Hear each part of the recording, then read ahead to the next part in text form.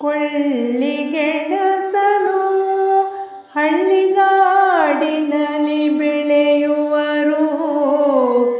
ಒಳ್ಳೆ ಪಿಷ್ಟ ಪದಾರ್ಥ ವ್ಯಂಜನವದು ತಳ್ಳುವುದು ದೂರಕ್ಕೆ.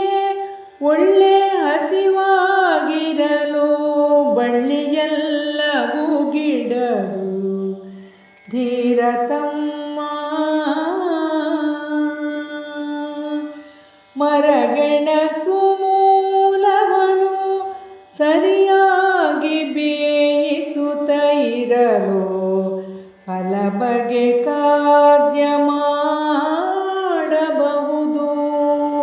ಮರಗೆಣಸು ಮೂಲವನು ಸರಿಯಾಗಿ ಬೇಯಿಸುತ್ತ ಇರಲು ಹಲಬಗೆ ಖಾದ್ಯ ಮಾಡಬಹುದು. ಕರಿದು ಮಾಡಿದಳೆಂದು